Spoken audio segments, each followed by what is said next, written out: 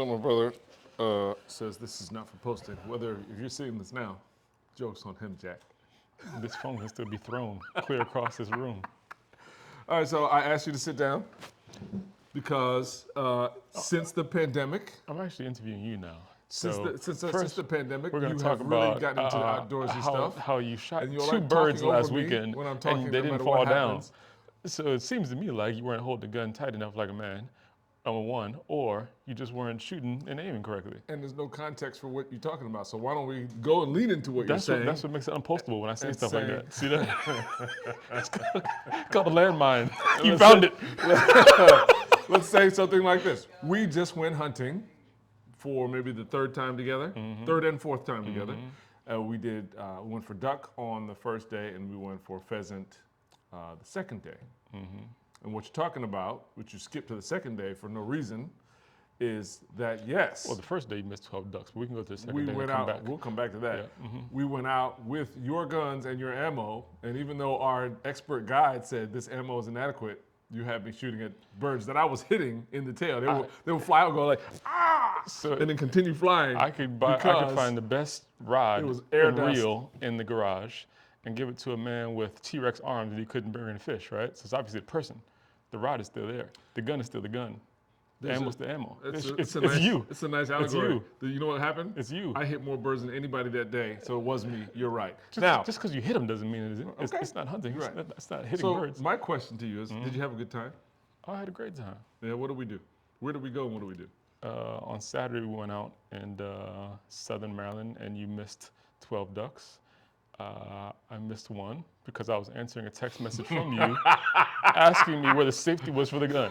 That's not what happened. That is what you told. Why are you interrupting me? Why are you talking over me? I'm telling the story. Here's what happened. I'm telling the Here's story. what happened. Look at your top lip right now. Look at the reflection of your top lip. I was talking to his buddy, and in the middle of talking to his buddy, he goes, "Oh shoot, duck!" And I turn around, and 12 duck are coming towards us. His buddy turns around to grab his gun, at which time Rustin, who was previously in his phone like this, goes, "What happened?" First So of all, I was the only one who actually sighted the duck.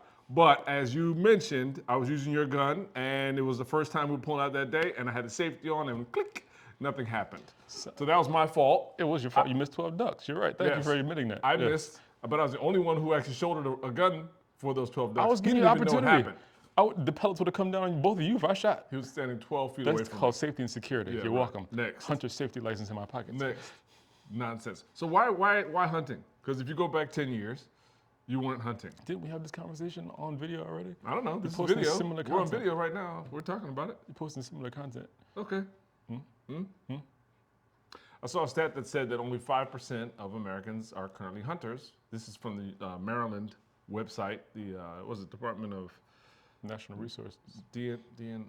Natural Department resources. of Natural Resources website. They're saying only 5% of Americans hunt, which is in stark comparison to what it was 20 years ago, or maybe 10 years ago. It was double that. So this is definitely waning. But we're seeing things like in media that you put me onto. There are some black groups who are like really promoting getting out, like 24/7. Those guys they're in rural Georgia somewhere, right? Okay. So you found it. You got into it. You found some friends in the space. What's your experience been so far? It's been amazing. I have shot the most ducks out of any black man who lives in D.C. and hunts in Southern Maryland. All three of y'all. I have acquired a boat that floats while standing. I have only fallen in the water once and still live to tell about it. And I've had some amazing duck. Tastes great. So here's the question, and what is interesting is what you'll say versus what other people would say. I have this feeling that if we're going to kill an animal, that we gotta like respect the idea that we did it. So when we hunt birds, we clean the birds and then we cook the birds. So what happens if you decide to go for something that's larger? I did. And feral hog. You ate no hog. Absolutely not. Well, I can understand. So what you're saying, the situation there is you're saying this is a menace. So what happens when you go for something that's not a menace? Then I'm gonna eat it.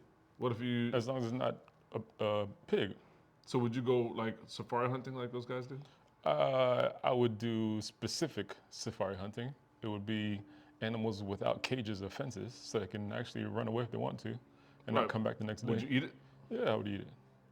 And Okay. make a rug out of it, throw out of it a parka, whatever else I can make out of it. Okay. All right.